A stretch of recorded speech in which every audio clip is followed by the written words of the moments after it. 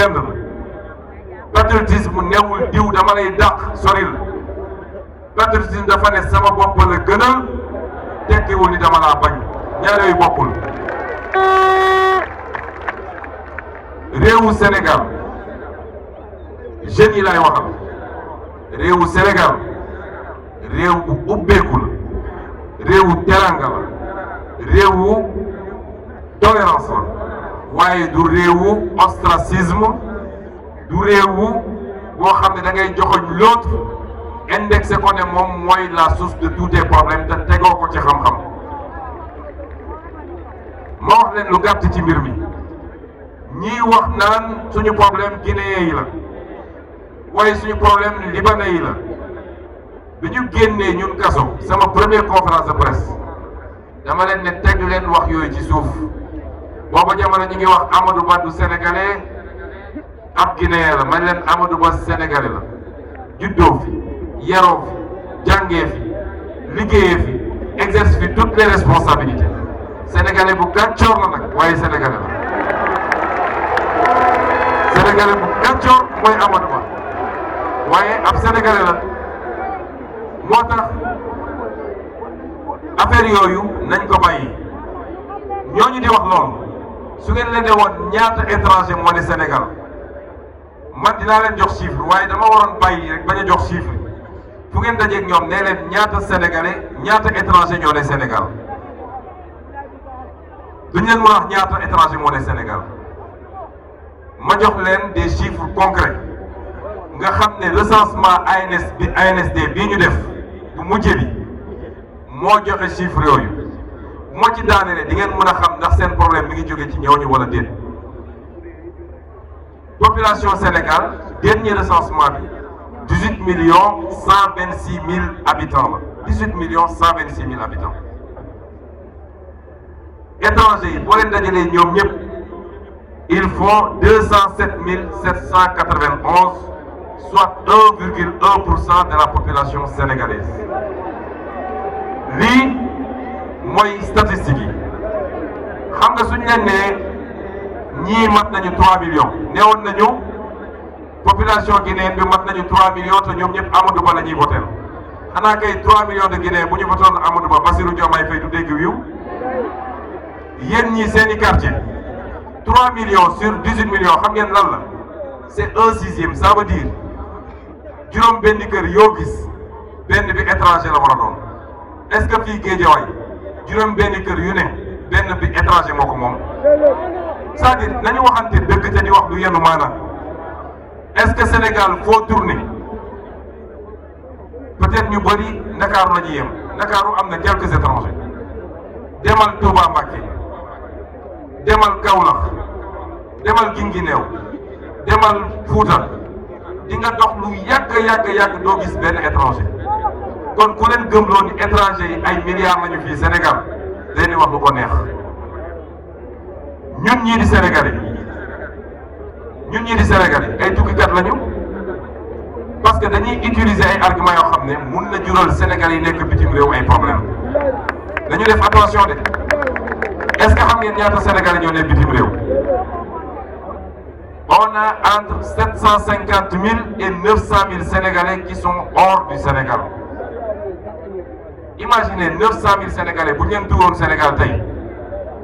fa ñu ne ñu ngi fa am seen sutura di yónnee ñu bëri ay famille ñu leen di dimbali Sénégalais ñi ngi fii biir Afrique de l'Ouest bëri fii boo demee Mali di nga fa fekk Sénégalais boo demee Guinée di nga fa fekk Sénégalais boo demee Gambie di nga fa fekk Sénégalais boo demee Côte d'Ivoire di nga fa fekk Sénégalais kon dañu def attention boo ci doolee nag ñun panafricanisme la ñu woote kon am na loo xam ne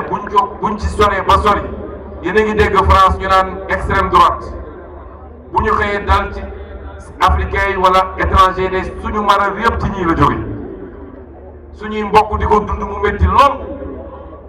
ñu xam ne ñenn ci ñoom bu ñu gañe woon boo moytu dañu leen di dem ak seen i bagage ñu ñibbisi kon ñun bu ñu commettre les mêmes erreurs lenn moom dina am fii ci réew mi mooy dinañu contrôler kan mooy dugg ci réew mi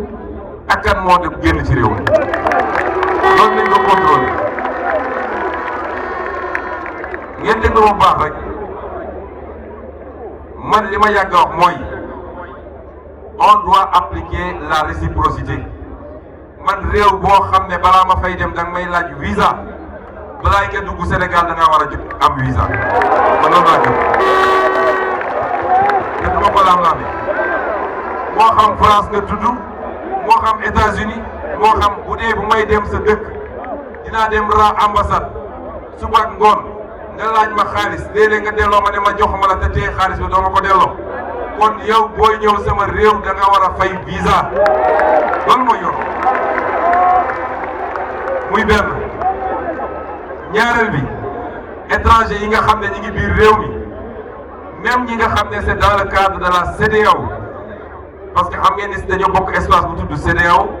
mu am liberté d'aller et de venir au sein de la CEDEAO waaye war nañu mun a am benn carte buy identifier képp kuy étranger ba ñu xam ni kii étranger la ci biir réew loolu lu ñuy liggéey la Assemblée nationale ñetteel bi muy lu am solo mooy état civil bi man nekkoon naa maire jàpp naa ay nit ci état civil ñuy def lu dul noonu ma ne ñii dama leen di yóbbu tribunal mais état civil bi problème yi ñu ciy wax jeex na parce que am na programme boo xam ne ñi ngi ci dernière phase bi def nañ ci 19 milliards pour la numérisation de tout l'état civil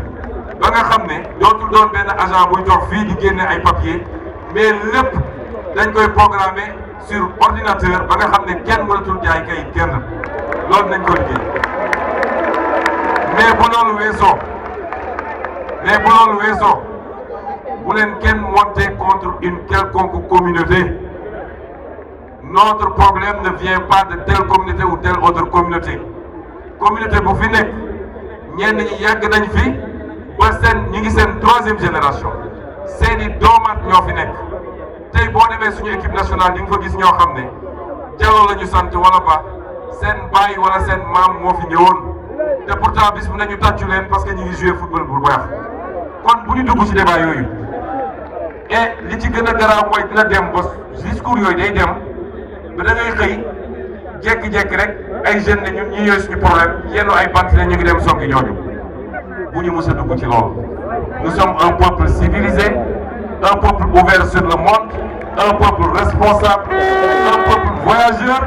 et quand tu voyages ailleurs da nga war a mën a accepter ñeneen ñëw fii ñetteel bi nga xam ne nag moom laa bëgg a daanele